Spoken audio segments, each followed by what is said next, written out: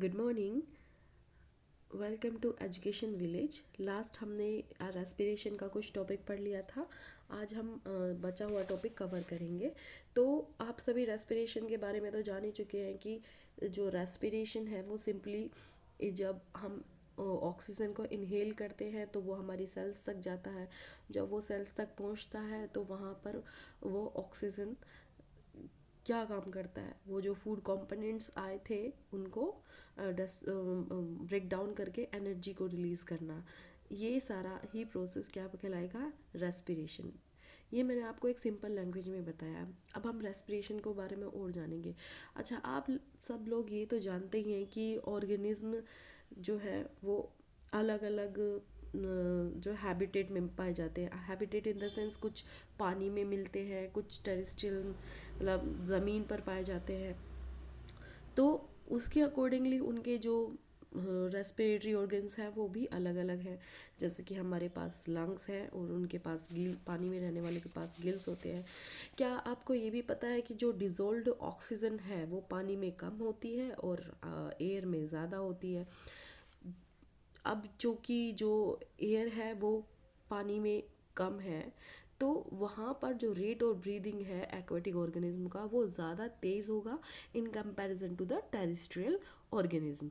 तो आपने फिशेस को देखा होगा जब वो पानी में सांस ले रहे होते हैं तो कितनी फटाफट फटाफट से सांस लेते हैं। तो वो ऐसा क्यों होता है? क्योंकि वहाँ पर ऑक्सीजन कम है। अब ऑक्सीजन कम है तो उनको गिल्स के थ्रू वो अपना ब्रीदिंग करते हैं अंदर। ठीक, जब वो ब्रीदिंग करते हैं तो फटाफट तो उनको ब्लड में सप्लाई पहुंचनी चाहिए। अगर नहीं पहुंचेगी तो वो क्या होगा? ऑक्सीजन की कमी में वो भी मर सकते हैं। तो इसीलिए वो ब्रीदिंग उनका फास्टर रेट रहता है in comparison to terrestrial. Terrestrial organism के लिए क्या है, वो अपने एटमॉस्फेयर में से रेस्पिरेशन का काम करते हैं ना। उनके एटमॉस्फेयर में ऑक्सीजन प्रेजेंट है, वो उनको इजीली अवेलेबल है। तो ये जो ऑक्सीजन है, आपको ये भी पता है कि वो डिफरेंट ऑर्गेनिज्म में डिफरेंट ऑर्गन्स के थ्रू जो है एब्जॉर्ब की जाती है। तो ये जो ऑर्गेनिज्म है ये कुछ की स्ट्रक्चर क्या होती है कि जैसे कि आप देखा होगा कि कुछ स्किन से भी ऑक्सीजन लेते हैं। जैसे कि आप एम्फीबियंस को देख सकते हैं, है ना। वो और वो बाहर रहते हैं। जैसे कि आप फ्रॉग को ले लें, ठीक है। जब वो पानी में रहते हैं तो वो किस तरह से करते हैं, वो इस ऑक्सीजन कैसे लेते हैं, है ना। ये आपके लिए एक क्वेश्चन है, ये आपको पता करना है कैसे करते हैं, ठीक है। तो जो अब हम समझते हैं कि एग्जैक्टली हो क्या रहा है, exchange of oxygen and carbon dioxide, वो कैसे सरफेसेस जो है वो कैसे काम कर रही है। अब मैंने सरफेस की बात की है तो सरफेस पर कैसे वो एक्सचेंज हो पा रहा है। तो वो इसीलिए क्योंकि जो उनकी स्किन होगी वो बहुत ही फाइन और डेलिकेट होगी, उनकी जो सरफेस होगी उसके थ्रू वहाँ पर जो है एक्सचेंज हो पा रहा है ऑक्सीजन और CO2 यानी कि कार्बन डाइऑक्साइड का। तो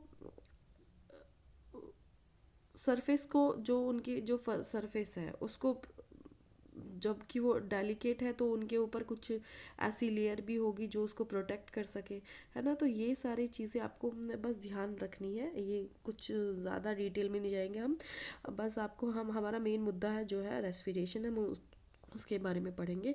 अब हम आते हैं ह्यूमन बींग्स के रेस्पिरेशन पर। तो ह्यूमन बींग में रेस्पिरेशन जो है तुम्हें पता है नोस्ट्रिल्स के थ्रू होता है, as you can see in the picture कि ये एक ह्यूमन रेस्पिरेटरी सिस्टम है। इसमें you have seen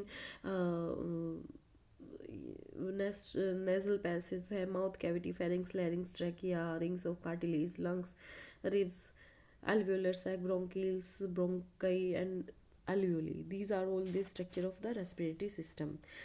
अब आपको ये पता है कि ये जो हमारे अंदर ऑक्सीजन या एयर कह सकते हैं वो कैसे जा रही है? नोस्ट्रिल्स के थ्रू। तो नोस्ट्रिल्स के अंदर होता क्या है, फाइन हेयर्स प्रेजेंट होते हैं, है ना। तो जो कि एयर को फिल्टर करके अंदर भेजते हैं। फाइन हेयर्स मतलब कि जो मोटे डस्ट पार्टिकल्स या कुछ भी इस तरह का हो सकता है वो बाहर हमारे नोस्ट्रिल्स की हेयर्स में ही फंस जाता है, ठीक। अब ये जो पैसेज होता है इसमें म्यूकस रिलीज होता रहता है, जो कि उस म्यूकस का क्या काम होता है? है ना, वो म्यूकस भी वही डर्ट को जो है अंदर नहीं जाने देता लंग्स के। तो यहाँ पर जो एयर पास होती है नोस्ट्रिल्स के बाद, वो कहाँ पर जाएगी, हमारे थ्रोट में जाएगी, थ्रोट के थ्रू, फिर वो लंग्स में जाएगी। अब यहाँ पर एक स्ट्रक्चर हमने पढ़ी थी, रिंग्स ऑफ कार्टिलेज, है ना, rings of cartilage as you can see in the structure.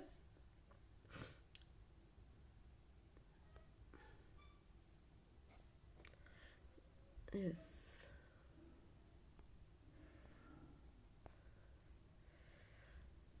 ये दिस वन ट्रैकिया, ये ट्रैकिया, ट्रैकिया हो गया ये रिंग्स ऑफ कार्टिलेज ये हमारे ट्रैकिया के अंदर ही प्रेजेंट है। अब ये इनका फंक्शन क्या है रिंग्स ऑफ कार्टिलेज का, ये थ्रोट में प्रेजेंट होते हैं। ये इंश्योर करते हैं कि एयर का जो पैसेज है वो किसी भी तरीके से कोलैप्स ना हो। अब जो हमारे लंग्स हैं वो पैसेज उसका डिवाइडेड रहता है, divided into smaller and smaller, smaller यानी कि छोटी और स्मॉलर ट्यूब्स में, जिससे कि हमारा जो फाइनली जो जैसे you can see in the picture, यहाँ से थ्रोट आया ऊपर से, ये रहा थ्रोट, और इधर दो चीज़ों में बट गया है। अब यू कैन सी कि ये जो थ्रोट था ये किस में टूटा आकर ब्रोंकई, इधर एक ब्रोंकई है, उधर एक ब्रोंकई है। अब ये ब्रोंकई आगे जाके किस में टूट गए हैं, ब्रोंक्यूल्स में। अब ब्रोंक्यूल्स किस में खुले हुए आकर जाकर एल्वियोली में, यानी कि एयर सैक लाइक स्ट्रक्चर जो है हमारा।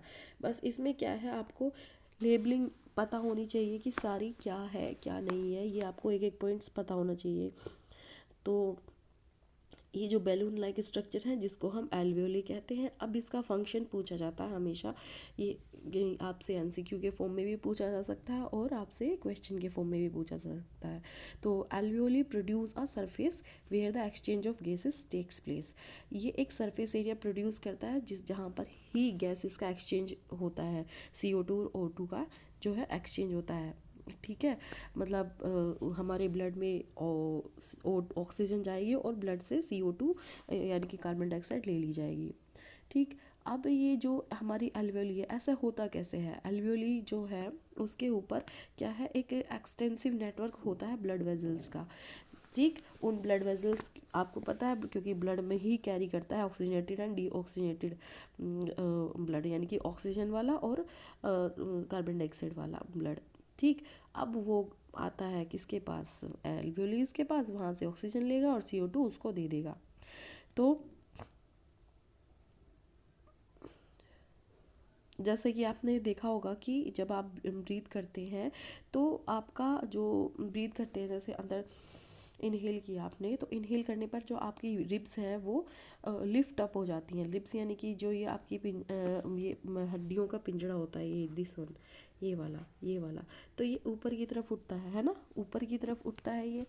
तो और जो आपका नीचे वाला डायफ्राम है ये जो है फ्लैट हो जाता है।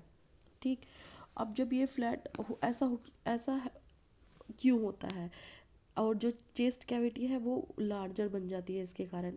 तो ऐसा क्यों हुआ, क्योंकि जो एयर है वो लंग्स के अंदर आनी है, तो लंग्स उसको एयर को सक कर लेगा और जो है एल्वियोलीज जो हमारे वो एक्सपेंड हो जाएंगे। ठीक है, क्योंकि जब आप गुब्बारे में हवा भरते हो तो कैसे भरते हो, सेम वही वही प्रोसेस है यहाँ पर भी। जैसे कि हवा भरी उसके अंदर तो वो क्या होगा, क्योंकि हमारे यहाँ सिस्टम है किसका, रेस्पिरेटरी सिस्टम है, उसमें देखते हो आप, जैसे थ्रोट के थ्रू हवा अंदर आई तो वो फिल्ड अप हो जाएगी किसके अंदर, एल्वियोलीज में। जब वो एल्वियोलीज के अंदर फिल होगी तो डायफ्राम जो वाला जो स्ट्रक्चर है ये ऊपर की तरफ उठ जाता है, और ये जो आपकी चेस्ट है जिस जिस पर ये आपकी रिब्स लगे हुए हैं, ये बाहर की तरफ इनकी लिफ्ट अप हो जाते हैं और ये फ्लैट हो जाता है और हवा जो है लंग्स में भर जाती है, यानी कि फाइनली वो एल्वियोलीज में भर जाती है, एल्वियोलीज जो है एक्सपेंड हो जाती है। और अब ये जो ऑक्सीजन है, ठीक है, ये एल्वियोली के थ्रू ब्लड में चली जाती है, और जो ब्लड और कार्बन डाइऑक्साइड लेकर आया बॉडी से वो एल्वियोली के अंदर एंटर हो जाती है। ठीक इस तरीके से ट्रांसपोर्टेशन होता है हमारे यहाँ पर ऑक्सीजन और कार्बन डाइऑक्साइड का थ्रू द ब्लड। तो ड्यूरिंग द ब्रीदिंग साइकिल, अब ब्रीदिंग साइकिल के दौरान जो हम एयर को अंदर लेते हैं वो एयर आपने अंदर ली, वहाँ पर एक ब्रीदिंग साइकिल कॉन्टिन्यूसली चल रहा है, यानी कि आप सांस ले रहे हैं, इनहेल कर रहे हैं, एक्सहेल कर रहे हैं, इनहेल कर रहे हैं, एक्सहेल कर रहे हैं।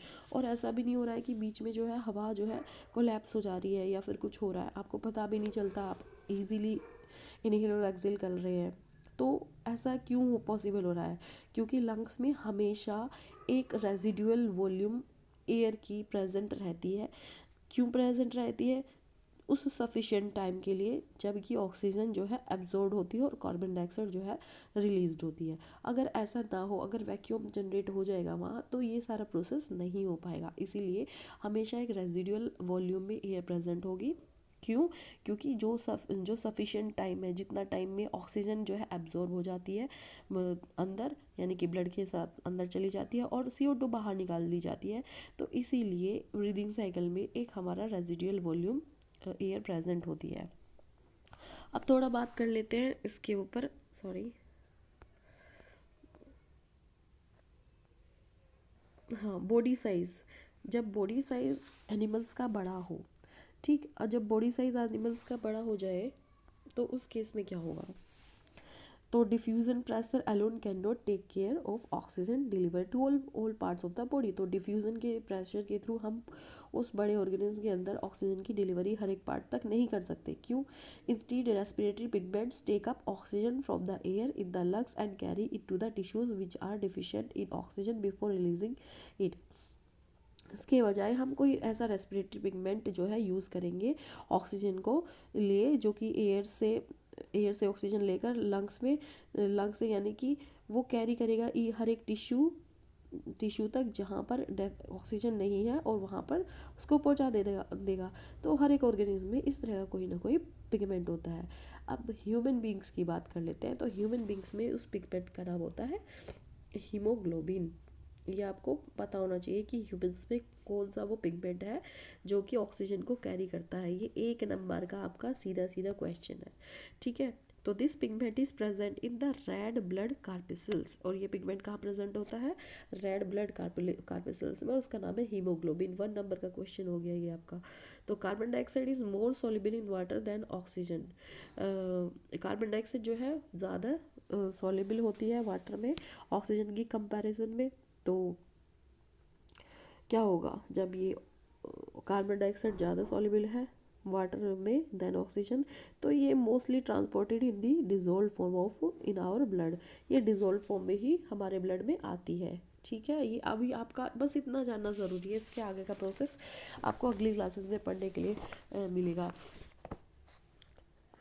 अब तो कुछ फैक्ट्स जान लेते हैं। If the alveolar surface were spread out it would cover about 80 metre per square. अगर एल्वेोलर सरफेस को स्प्रेड कर दिया जाए तो ये कवर करेगा 80 मीटर, ठीक है। तो how much do you think the surface area of your body is? तो क्या आप सोच सकते हैं कि आपकी बॉडी का सरफेस एरिया कितना होगा? Consider how efficient exchange of gases becomes because of the large surface available for the exchange to the place. If diffusion were to move oxygen in our body, अगर diffusion के through हमारी body में oxygen आने लगे तो it estimated that it would take 3 years for a molecule of oxygen to get to our toes और lungs। तो ये क्या है, 3 साल ले सकता है आपके जो ऑक्सीजन का मॉलिक्यूल है, हाँ, आपके लंग्स से आपके टोस तक जाने में। Are not you glad that we have haemoglobin? तो हमें खुश होना चाहिए कि हमारे पास क्या है, हीमोग्लोबिन है, जिसके थ्रू ऑक्सीजन जा रहा है। क्वेश्चंस देख लेते हैं हम अपने वाटर, ये आप ही ये क्वेश्चंस तो अब इतनी बड़ी बात नहीं रहेगी आपके लिए, तो बेसिकली आप लोग कर ही लोगे। देख लेते हैं। what advantage over an aquatic organism does a terrestrial organism have with the regard to obtaining oxygen for respiration? Easy है, कर लेंगे। क्या एडवांटेज है एक्वेटिक ऑर्गेनिज्म की टेरेस्ट्रियल ऑर्गेनिज्म के ऊपर ऑक्सीजन और रेस्पिरेशन के रिगार्डिंग? तो आप ये सारे इजी क्वेश्चन आप कर लेंगे। फिर भी कोई डाउट है तो मुझे पूछना, कल हम कवर करेंगे ट्रांसपोर्टेशन। आज के लिए बस इतना ही। Thank you so much.